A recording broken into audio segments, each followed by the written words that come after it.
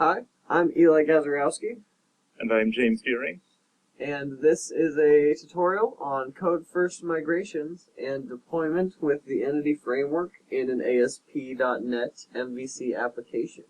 This tutorial is sort of a summary modified version of Microsoft's MVC tutorials, simplified so you can attach them to your own project instead of having to use their project.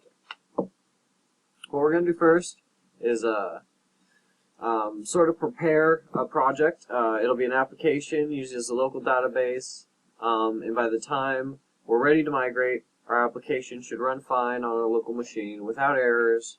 If you have any database accessibility, it should also be working before you continue.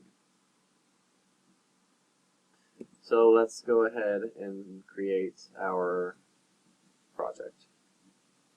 Why migrate? What is the advantage of code-first migrations? Well, if we enable code-first migrations, with migrations we're able to change the data model and deploy our changes by updating the database schema without having to drop and recreate the database. So no data loss, we hope. We hope. So, we're going to start a new application, and we will call this Tut5. Boom. I'm going to go ahead and change the authentication to no authentication. Get rid of user accountability. We're just going to go ahead and hit OK. We want a website for our site. We're going to call it EG and JD Tut5. We're not going to attach the database right now. We'll do that later in the tutorial. We're going to first set up code first migrations. And how do we do that? Well, after we have a project, we need a model so that our database has something to build off of. So if we go to our models folder, right click, go to All right, add. I'm all out of clay. Can't make any models. Oh, go to add and then class. We're going to go ahead and add our class. We will call this things because our database has things in it. Go ahead and add this class. We want some simple things in this class, so we'll have a public int ID. I think we need one of those. And then a public string name. There we go. There is our model. Okay, well, if we build, there we go. Okay. After we create our entity model class, things, you then need to build the project. After building the project, you can go to controllers, add, new scaffolded item, MVC with entity, pick our model, and create a new context class, just because we don't have one already. You probably already have one, but if you do have one, you're going to want to comment it out of your global file anyways.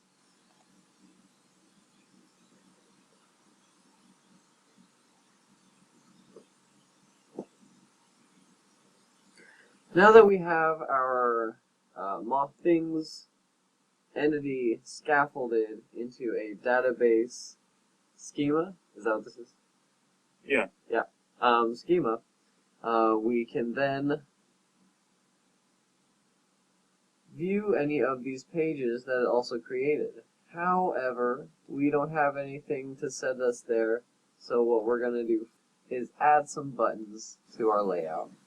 Simply replace the contact button with things, and then index where the context is, and then things here. This one looks for the controller. This is what we read in the site, and this index is the function it goes to the things controller. All these together. This is a very professional site. We have a lot of things, right? A lot of things. Yeah, a lot of things. Databases need things. If you look at this contact over here, where this button used to be, after I build the project, is then replaced with our Things button. And upon clicking Things, we are brought to the index where there are no things. Oh, what a shame. We can create a new thing,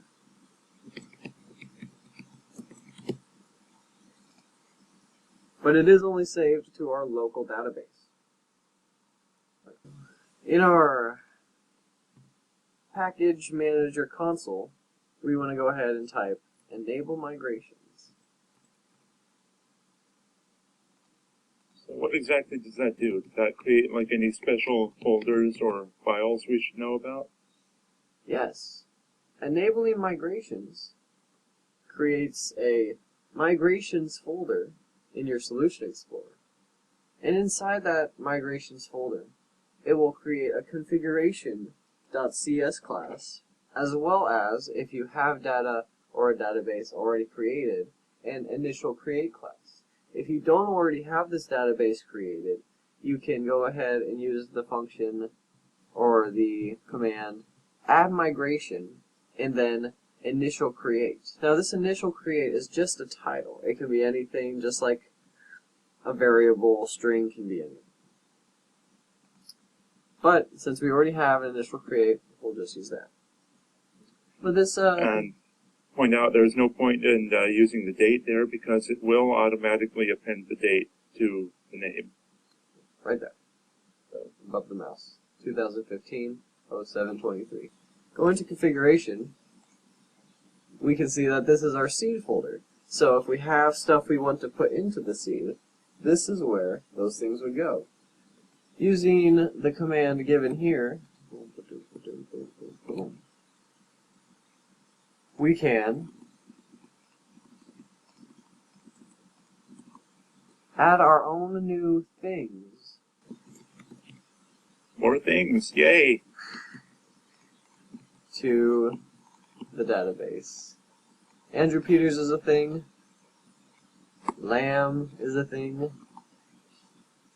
And a mill is a thing. So if we import our models folder, remember, because that's where our things are, then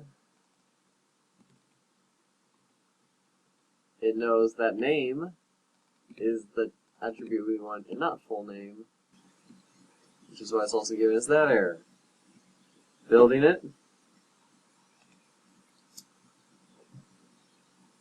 Go into things.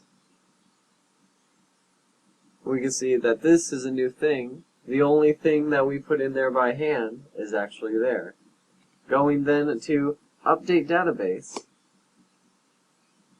Gee, what does that thing do? It runs the seed method, just like it says right there. Running the seed method. If we refresh the things index page, you'll notice that it has added Andrew Peters, Lamb, and a mill, which are all things that we added from our seed menu. It also kept the this is a new thing. Now it kept this is a new thing because if we go to our initial create, this item here is the code created that says, hey, there's already a new thing in the things thing, and it's this a new thing. And that is how you do code first migration in Microsoft Visual Studios.